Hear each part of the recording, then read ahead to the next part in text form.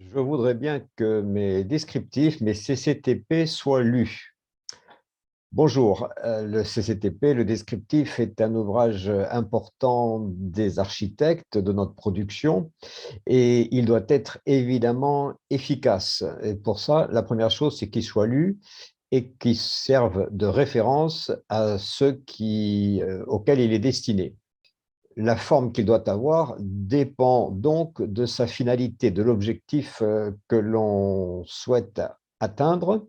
Et pour ça, il faut bien comprendre que le descriptif est un outil, rien de plus, uniquement un outil. Ce n'est pas un ouvrage qu'on écrit pour la postérité, c'est un ouvrage qui sera un outil pour le client pour qu'il connaisse et qu'il comprenne ce qu'il achète, et un outil pour les artisans pour connaître leurs engagements. Une fois le bâtiment réalisé, on doit pouvoir jeter le descriptif, le mettre à la poubelle, puisqu'il a rempli son rôle et que donc il ne sert plus à rien. Pour qu'il soit bien compris des clients, il faut qu'il soit rédigé de la façon la plus simple possible et même imagé. On va voir l'exemple que je vous propose. Pour les artisans, il faut qu'il soit précis, qu'il n'y ait pas d'ambiguïté, qu'il n'y ait pas ou le moins possible de latitude chez les artisans pour faire à leur fantaisie. Donc, simple mais précis, ce n'est pas très compatible. Il faut donc trouver un juste milieu qui soit clair, mais qu'il ne soit sans ambiguïté. En employant clair, ça veut dire qu'on n'emploie pas des mots trop techniques. Précis, il faut employer des mots techniques pour se faire comprendre. C'est tout l'art de l'architecte de savoir réconcilier l'inconciliable. Pour les artisans, il est bien clair que le descriptif n'est pas fait pour leur apprendre leur métier. On n'a pas à mettre dans le descriptif comment ils doivent réaliser leurs ouvrages, puisqu'ils sont censés le savoir et le connaître. Le descriptif n'est pas un manuel, un guide pour travailler correctement. Si les artisans avec qui vous travaillez ne sont pas capables de le faire correctement, ne connaissent pas les DTU, ne connaissent pas les règles de l'art, changez d'artisan. Ça sera beaucoup plus efficace et ça fera prendre beaucoup moins de risques à l'architecte. Quand on rédige un descriptif, ce que l'on doit avoir en tête, c'est quels sont les ouvrages que je veux réceptionner au moment de la réception. Qu'est-ce qui doit être réalisé? Voilà ce qu'on doit dire, ce qu'on doit décrire, ce qu'on doit déterminer, pas forcément la façon de les mettre en œuvre. Donc, on va être concret, on va voir un exemple de descriptif. Alors voilà, cahier des clauses techniques particulières, CCTP, c'est comme ça que ça s'appelle. Il y a toujours une page de généralité, blablabla, blablabla, blablabla. Je précise que dans mon descriptif, je mentionne des marques. On est dans des marchés privés, on n'est pas dans des marchés publics. On fait ce qu'on veut. Je mentionne des marques. L'entreprise peut me proposer une autre marque, mais je ne suis pas obligé d'accepter ce que proposera l'entreprise. Coordination, j'aide à la coordination, mais je ne suis pas le secrétaire de tout le monde. Ce n'est pas moi qui fais 100% de la coordination, réalisation des travaux, SPS. Bon, on voit tout ça en détail dans la formation technique. Là, je vais m'attacher simplement à vous présenter sous quelle forme est conçu le descriptif et pas forcément le contenu technique. Donc, chaque lot, le descriptif est divisé en lots, bien entendu. Chaque lot comprend une première partie, ce que j'appelle les spécifications, c'est-à-dire essentiellement les liaisons entre les travaux des corps d'État, ce qu'on appelle l'interface, qui fait quoi, en quelque sorte, où s'arrête le travail de l'un, où commence le travail de l'autre. C'est très important de le préciser parce que on a souvent des tracasseries sur le chantier là-dessus. Ah non, ça, c'est pas moi, c'est l'autre, il aurait dû prévoir ça, il n'aurait pas dû faire ça, etc. Et ensuite, la description. La description, donc vous l'avez compris, vous décrivez ce que vous vous attendez à avoir le jour de la réception. Par exemple, le chemin d'accès ou l'aire de stationnement. Eh bien, je veux un film géotextile de type Bidim Grimm. Je veux une couche de fondation en tout venant concassé 0,60 ou 0,30 compacté en deux couches de 25 cm, réalisé en début du chantier. Ça, c'est pour que tout le monde roule dessus, que ça soit bien tassé. Une couche de roulement en tout venant concassé 0,20 de 10 cm d'épaisseur, réalisée en fin de chantier, de manière à ce qu'elle ne soit pas dégradée par le chantier. Une couche de finition, éventuellement teintée de telle épaisseur. Voilà. Voilà ce qu'il faut mettre. Inutile de vous noyer en recopiant le DTU. Les DTU sont rendus contractuels dans leur globalité dans le CCAP, une fois pour toutes. Terminé, c'est contractuel. Donc, inutile de les recopier. Les entreprises, chacune de leur spécialité, sont censées les connaître. Les réseaux, les alimentations, le drain, voilà le drain que je veux. C'est le drain sirop fibre 110, voilà, mis en œuvre suivant les recommandations du fabricant. Et ensuite, quand vous avez des ouvrages précis faits par les industriels, par exemple, traitement des eaux usées par mini-station, je désigne la mini-station que je veux, par exemple la mini-station Bionest, 5, ça veut dire que ça correspond à 5 habitants, ça c'est sa taille, installée suivant les prescriptions du fabricant. Point barre. Et tout le monde peut se reporter, client, artisan, expert si un jour il y a un sinistre ou voire un contentieux, on se reporte aux prescriptions du fabricant, tout simplement. Et ainsi de suite pour chaque lot. La maçonnerie,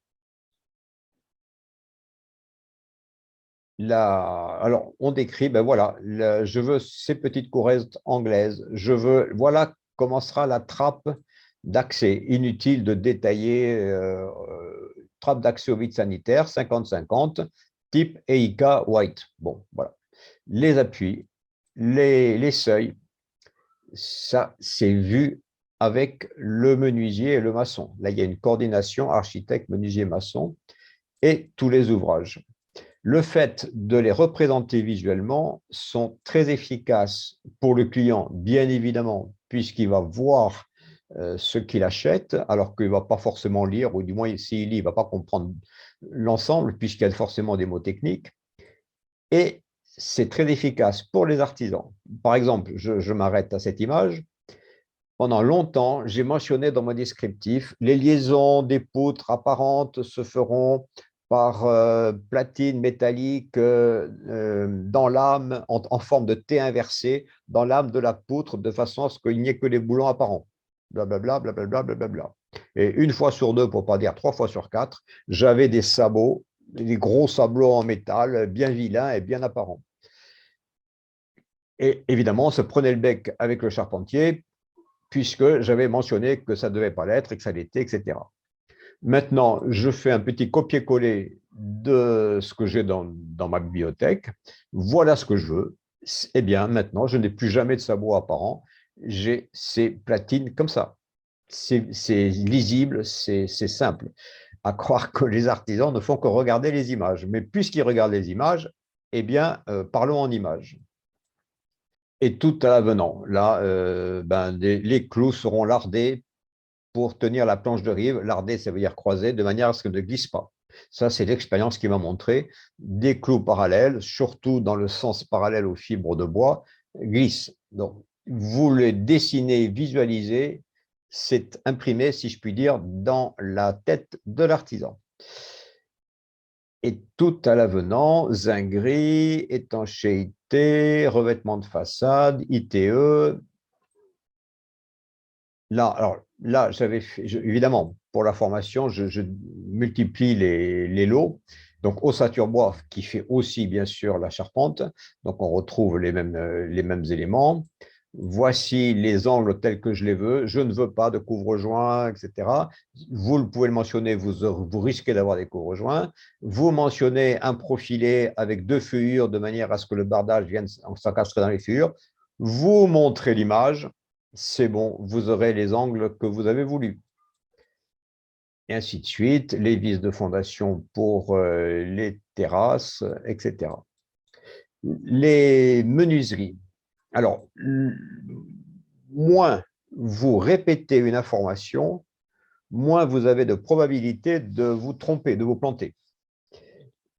inutile, totalement inutile de répéter la nomenclature des menuiseries dans le descriptif. Vous avez des plans d'architecte, les menuiseries dimensionnées, nombre et dimensions figurent sur le plan d'architecte. Donc, menuiserie, eh bien, nombre et dimensions suivant le plan d'architecte, tout simplement. Nombre et dimensions suivant les plans d'architecte, détail des équipements suivant le devis. Éventuellement, j'ai un menuisier qui fait des devis extrêmement détaillés, ils font 10 pages. Bon, ben comme ça, on sait quelles sont les vis, quels sont le détail. Et c'est tout. Et c'est tout. Mise en œuvre, je l'ai dit une bonne fois pour toutes, les ouvrages seront conformes aux prescriptions des fabricants et des DTU. Inutile, encore une fois, de réexpliquer. Je décris ce que je veux voir ou savoir, en tout cas si ce n'est pas visible, à la réception. Plâtrerie, ben c'est pareil, voilà la trappe d'accès au comble que je veux parce qu'elle est étanche à l'air. Électricité, même topo, on ne compte pas les prises de courant, c'est sur les plans, ce qui fait que si le client, dans la mise au point des marchés, me fait ajouter, déplacer, retrancher des luminaires ou des prises de courant, c'est bon, je n'ai pas de souci à me faire, je mets mon plan au point et c'est tout. Terminé. Je n'ai pas à vérifier, regarder, mon Dieu, est-ce que je n'ai pas oublié une prise.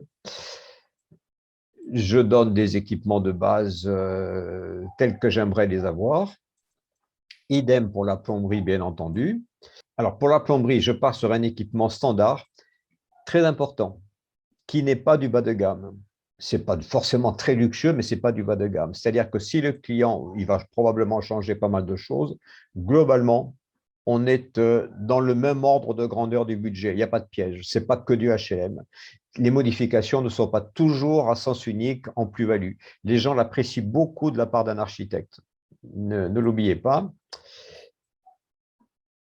Et par exemple, chauffage, modèle de pompe à chaleur, Alphea, Extenso, DUA, les ouvrages seront mis en œuvre suivant les préconisations de leurs fabricants.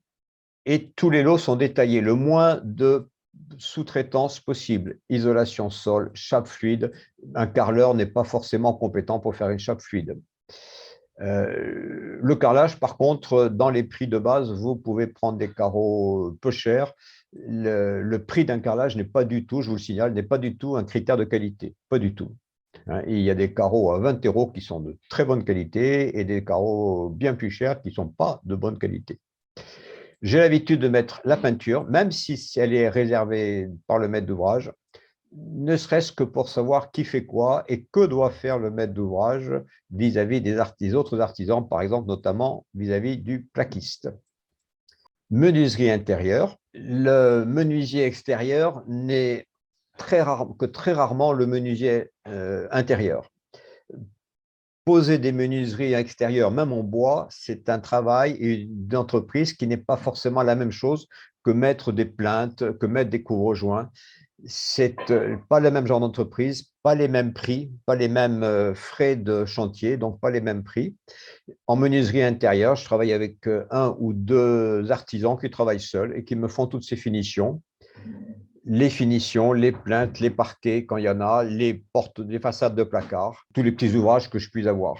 De même que si j'ai un escalier en bois, eh bien, j'aurai un troisième lot escalier en bois. C'est une spécialité. Et donc, je peux avoir ainsi des 12, 13, 14, 15 lots. C'est beaucoup plus simple à gérer quand on s'adresse directement à qui fait les travaux plutôt qu'en sous-traitance. En sous-traitance, vous n'avez pas le contact avec le sous-traitant. Et donc, d'abord, vous ne l'avez pas choisi. Peut-être qu'il est incompétent. Peut-être qu'il a été retenu par l'entreprise uniquement parce que c'est le moins cher. Et donc, ça, c'est pas bon. C'est pas bon pour le client et c'est pas bon pour l'architecte parce qu'il va galérer. Et ensuite, quand j'ai quelque chose à dire à la personne qui pose l'escalier, j'ai pas besoin de passer par un tiers. Je le dis directement. Donc, c'est beaucoup mieux d'avoir un lot par catégorie d'ouvrage, même si une entreprise peut prendre plusieurs lots. Et à la fin, n'oubliez pas que le CCTP est un contrat, il fait partie d'un contrat, ce qu'on appelle les marchés de travaux, c'est une pièce essentielle. Et donc, c'est un contrat que doit signer le client et évidemment chaque entreprise. Voilà pour la forme du CCTP, juste un petit survol. Le détail, le contenu et vus pendant la formation technique. À bientôt.